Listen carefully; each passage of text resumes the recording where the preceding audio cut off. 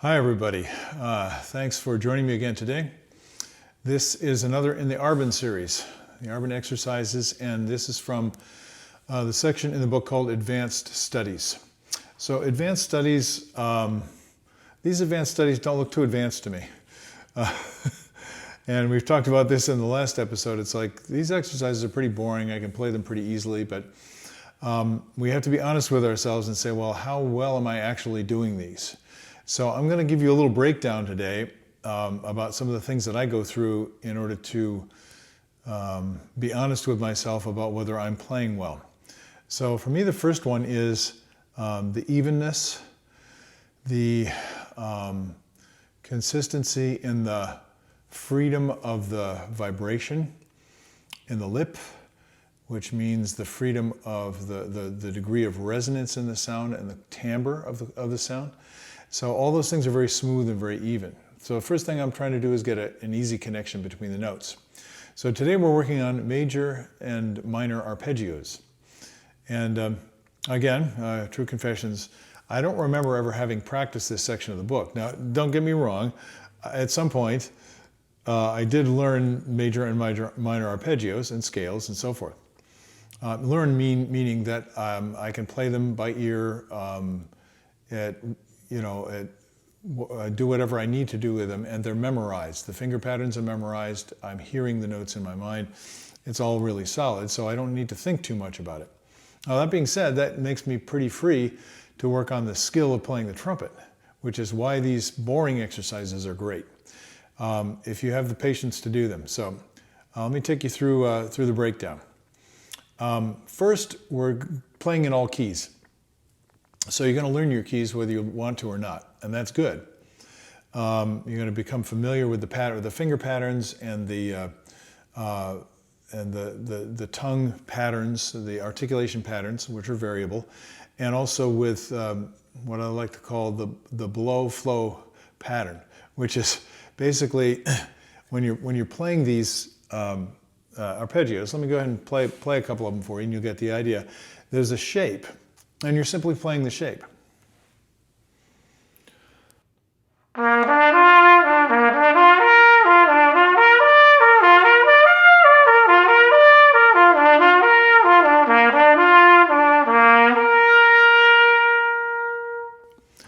So I didn't articulate. I didn't do exactly what it said in the music. I just played the notation, and I played it at a given tempo. So what I'm looking for is the shape. Now I can take this at any tempo. I can take it in a metronomic tempo, and that was pretty steady beat until I got to the end, and you heard me do a little rallentando, if you might call it that. And I'm not worrying too much about those things. What I'm doing is concentrating on the sound and the feel in order to make it seem to my body and to my ear, if possible, that I'm playing a continuous sound, even though it changes pitch and moves through the range. So let me try another one. So we're going through the circle of fourths here. We started on C, now we're in F.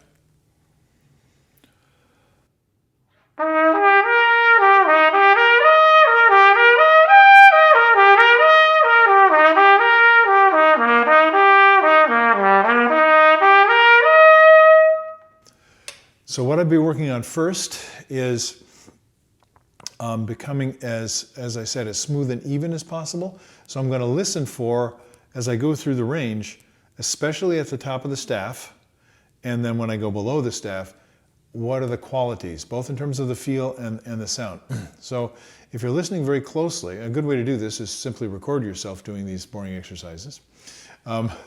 If you're listening closely, you can hear timbral differences. In other words, the notes, the quality of the sound of the note, both in terms of the color and also in terms of the shape of the note, the size of the note, the textural quality of the note. Listen for the quality in the sound, and it tells you a tremendous amount. Let me do the next one, B flat, which now I'm starting in the low register.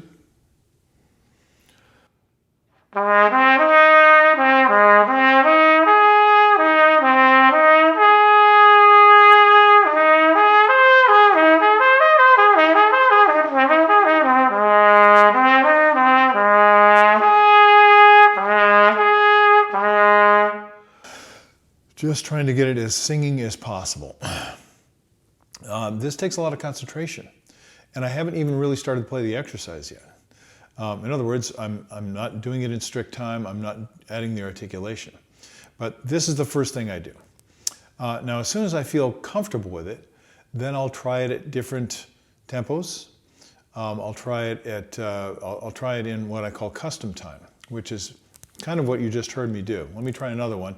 And this time I'll go in real custom time, which one way of thinking about it is I'm the conductor and I can feel this at any pace that I want to. But my goal is still the same.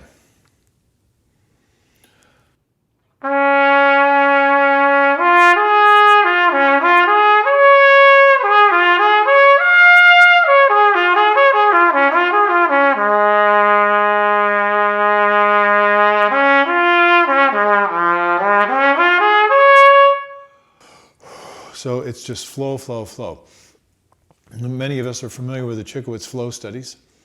These are definitely flow studies. And they cover a fair amount of range, as you can see. So once I get the basic pattern, that would be, the fingering and eventually the tonguing. Why don't I play one with a tonguing pattern in it, as it's written. Okay, starting on the low A flat. All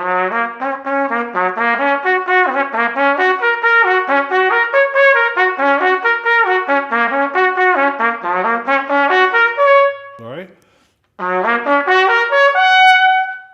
So I just demonstrated that that the patterns change depending on where you are at the end.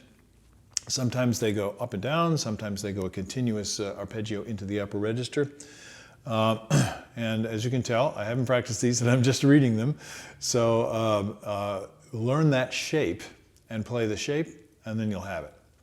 So you heard me do the articulation that time. Now, most people are going to be happy, and rightfully so, with a good free ringing sound that's consistent and comfortable to do, and with a sense of clarity in the pronunciation of the articulation.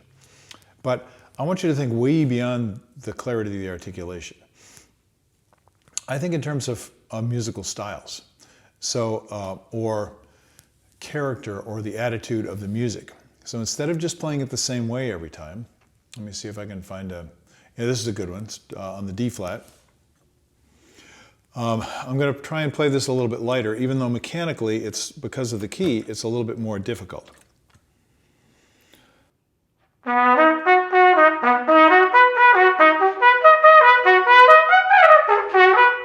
So I'm hacking my way through it now. I don't know it well enough to do a stylistic thing.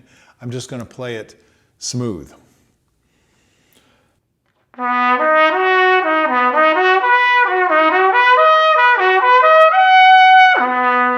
Okay, I got my smoothness back.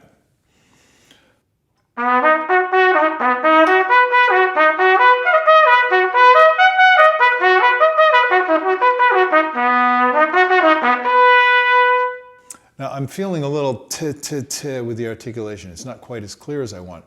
So I can concentrate on how I'm doing that physically, and I might be able to make some good adjustments. But what I try and do is go to the as I said, the character or the musical style. So many times when I'm playing these, I'll be playing, I'll think of a composer, for example.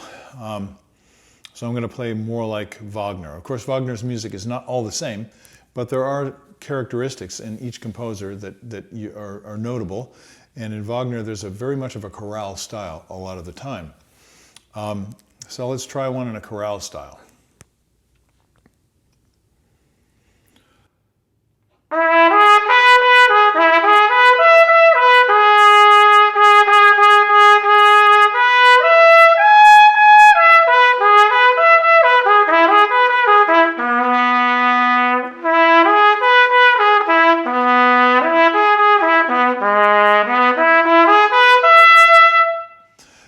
So to me, it has a broader, maybe more majestic quality to it. Those are the character things. Now, what I find is when you're aiming at those things, assuming that you have the patterns, you know the keys, your tongue knows what to do, your fingers know what to do, Then it's a matter of exploring what you can do musically with it, not just technically. Let me do another one here. Now I might play, how about Mozart? That's an interesting one. Mozart didn't write a lot for trumpets, except a few parts in the symphonies and the operas. But the trumpet wasn't a very flexible instrument at that time, so you have to allow him that. So let's try it. This is in the key of B.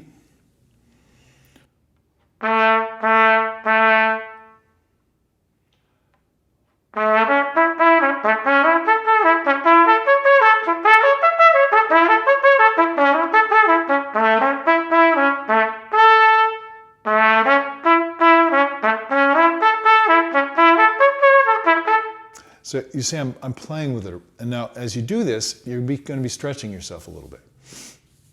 If all you're trying to do is play the patterns with a good sound, a nice connected flow of the breath, clean articulation, in tune, at a moderate tempo, that's plenty to deal with right there. So when you think about character or style, now you're having to focus on something else. And this is good for your brain, because you want those other elements that I just mentioned, the essentials, to be automatic. If you have to concentrate on them, that's fine. Then work them in until they become automatic and you can just dance with the style and the sound. So that's a little bit of the progression. And now when I get to that point where I'm free with the style, then I start changing the beat emphasis. And I find this really, really helpful.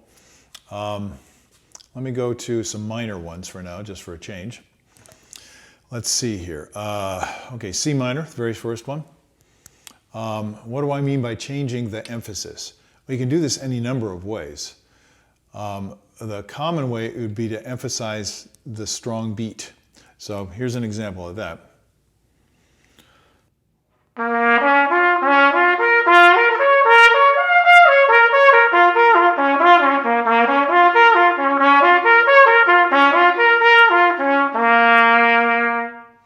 Now, when most trumpet players do that, they're going,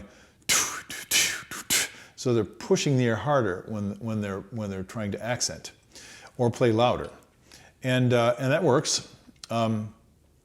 But I'm going to suggest that you practice this as if you were a singer. So, da da dum, da dum, da da da. So you're releasing more easily and getting easier vibration on the notes that are emphasized. So if you can balance that out so it feels like you're not doing pounding or pressing or pushing with the air, but simply releasing it, throwing it through the emphasized notes, the accented notes, that's going to give you a tremendous amount more control and expressive capability on the instrument. Okay, let's do another one. Well, I guess we'll take the next one. So we got F minor here. By the way, just to comment about what you can do with major and minor, I like to play back and forth. So I play a major one, play a minor one. And you can go, okay, same key. So you play, C major, C minor. Or you can play C major, A minor, which would be the relative minor, meaning that A minor and C major share the key signature. They're both no sharps and no flats. And that's really interesting because when you're switching back and forth between relative major and minor, you're in the same key signature, so your finger patterns are the same. The only thing that's changed is where tonic is. You're just starting at a different place in the scale, so to speak, or in the arpeggio. And that's good for your brains too. So I think you can see now from, if you've been watching any of my videos, that my approach is to establish something at a very high level of quality that's easy and comfortable and enjoyable, and then start to create variations to that put a certain amount of stress on your mind, on your brain, in order to do the processing, so you're not putting full conscious attention anymore on what you're doing with the tongue or with the breath or whatever. And this is a great way to expand your skill very, very rapidly. But take your time, have fun with it. Let's see. Yeah, I'll play the F minor. And what am I going to do with it? Well, let's give you another example of changing emphasis. You could do it kind of in a syncopated way.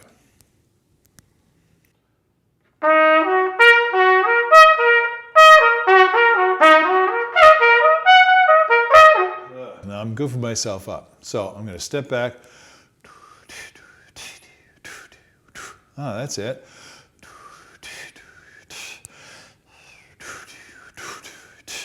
But you see, I'm used to playing it, or not. So that little variation makes it more interesting and more challenging.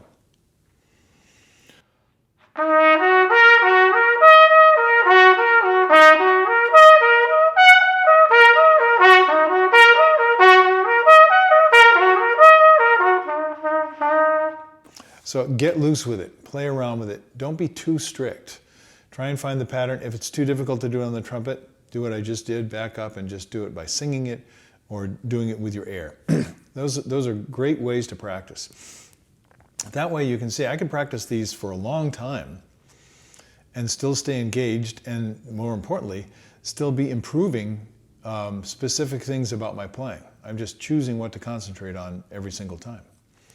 So let's see, what's another one? Of course, we can change dynamics. And when we're changing the beat emphasis, that's changing dynamics. But you could obviously do that in so many different ways. So if you think about something that might be challenging to do in music, for example, it might be challenging for you to go from very loud to very soft, or very soft to very loud. Or it might be difficult for you to do a continuous, very gradual crescendo or decrescendo. How do you gauge that? So this requires a lot of listening, maybe recording yourself, getting the feedback. But in any case, you're doing something that is different, but it's very similar to the kind of things you're going to have to do in a piece of music. So I guess the rule when it comes right down to it is, don't just keep playing it the same way every time over and over again.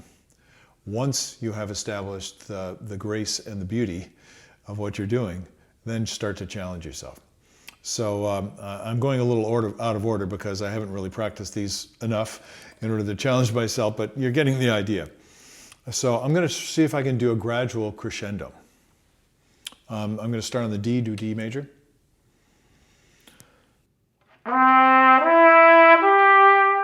So the first thing is, what dynamic level am I playing at? And that's completely my choice. Dynamics are more about context and about kind of musical attitude than they are about actual measured decibels. So don't think mechanically, think like, am I blending? Am I playing a solo? Am I the main voice? Am I playing in a harmonic structure? Where do I fit, and how much prominence should that note have in the sound? And then with myself, if I start at that dynamic level, which is fine,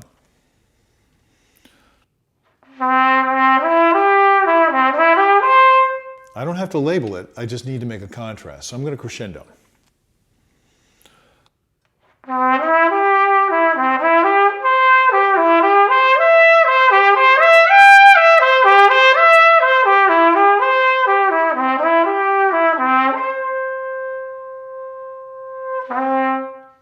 So I'm playing with the dynamic. For me, this is tremendous fun.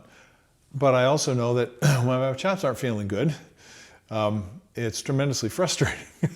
So it's a great test as well to see how graceful your breath movement is and how responsive your chops are.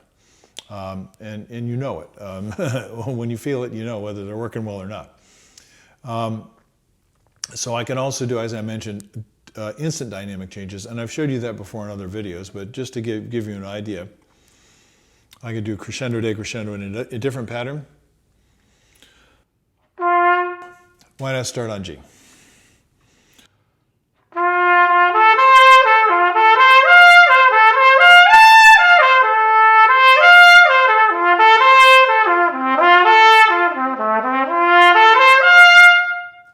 So the way I just did it is a pretty natural way to do it, meaning that you're slightly more relaxed in terms of the tone energy on the lower notes, and then as you go higher, you're starting to intensify, and then the opposite when you come back down. This is kind of the way the voice works, but it's also good to challenge yourself to do the opposite. So I'll go ahead and try that one.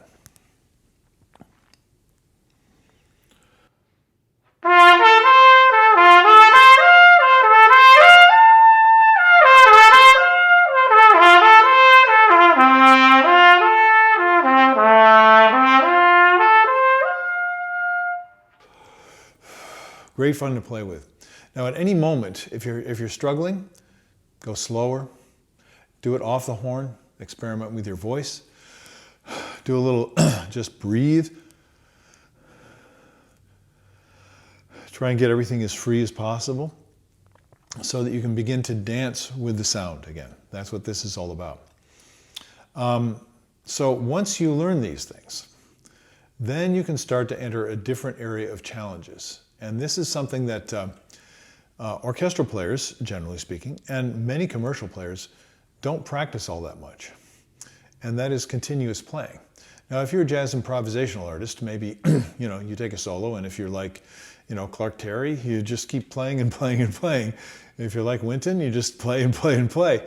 And it's fantastic. If you're a soloist, you need to be able to play for long periods of time. If you're playing in a brass band, oftentimes you're playing for very long extended periods of time, or a brass quintet. So what if you were to play this exercise all the way through?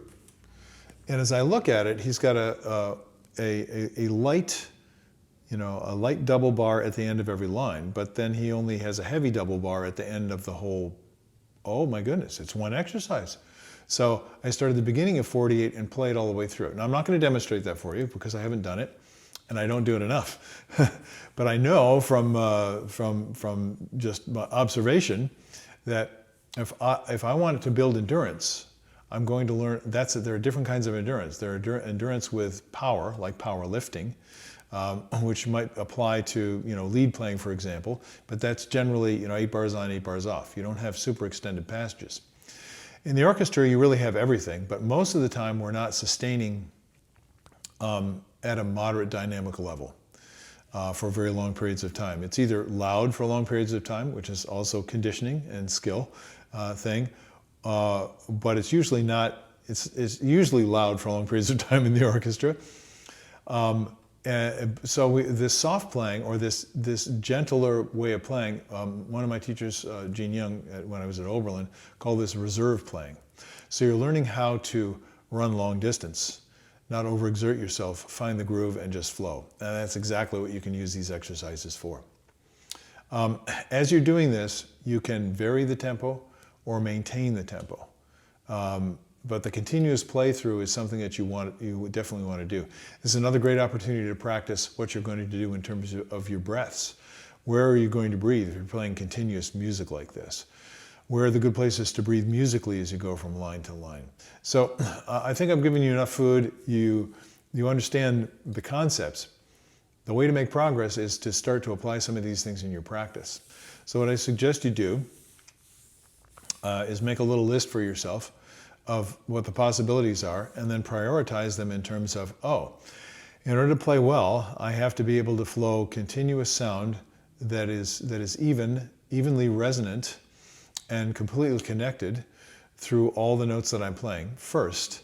And now I have the pattern of the shape that's going through, and then I'm going to start adding articulation to that pattern in various ways. And at the bottom of this exercise in the Arban book, which by the way is on page 170 in my edition, for what that's worth, he has all kinds of combinations of slurring and tonguing.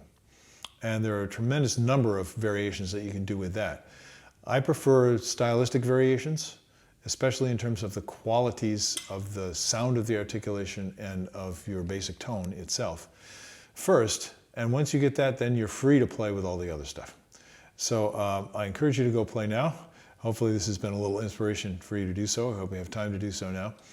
And I will see you the next time you have a little bit of time to devote to more deeper thinking about why we're doing these exercises. So I'll look forward to seeing you again, and have a great day. Bye-bye.